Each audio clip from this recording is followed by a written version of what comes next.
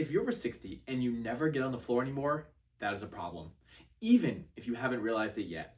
Kids do it every day without thinking twice, yet many adults, they can't even remember the last time they were on the floor. The problem with that is one day a fall will put you there unexpectedly, and that's when many adults become stuck.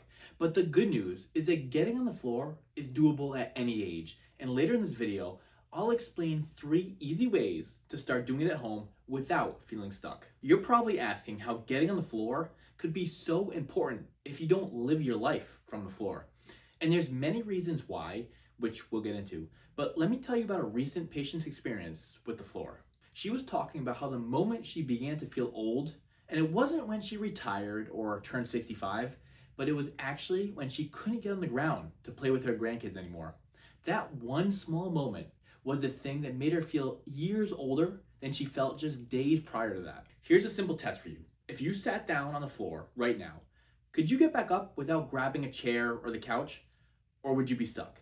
And if you can't answer that question, you haven't been spending enough time on the ground recently. But don't worry, because with enough practice, you'll have no problem with this. Sadly, I see patient after patient who haven't been on the floor in many years, but you want to know the worst thing to do if this sounds like you? Continue to ignore the issue and then never get on the floor. Eventually, a fall will put you there, and you're going to want the confidence to get right back up.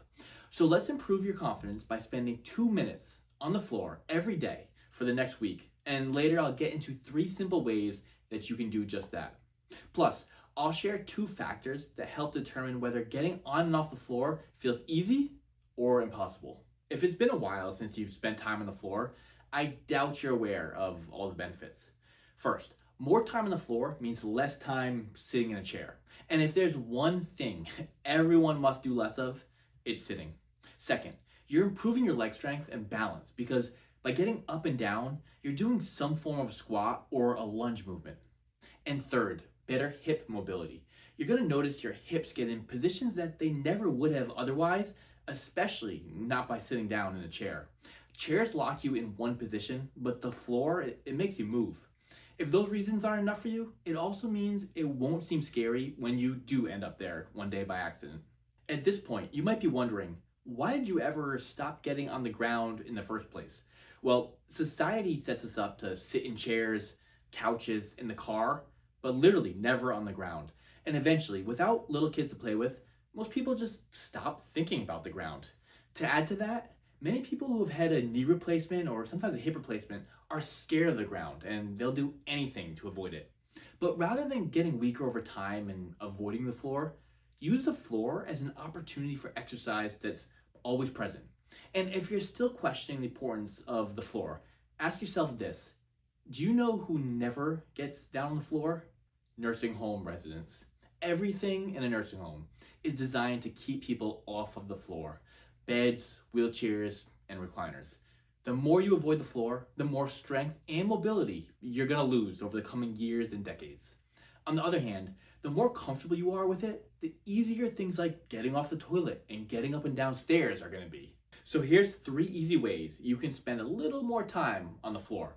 And yes, if you haven't been there in a while, it's going to take time to become comfortable, so don't expect it to feel perfect really anytime soon. Before you sit down to watch TV tonight, just kneel on one knee for a little bit.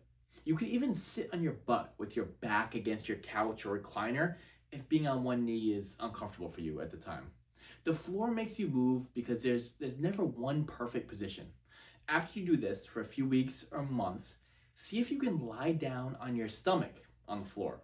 Prop your elbows underneath you, and you can lie there for a few minutes on your phone or laptop. Ease into this if you don't already sleep on your stomach. And third, make sure you don't make the common mistake of having a workout routine, but still never getting on the floor. If that sounds like you, get on the floor in your warm-up or cool down, and do some planks or even crawl around a little bit. Get on all fours and move. Your body will figure it out. I told you I'd share a couple factors that could make the floor easier for you.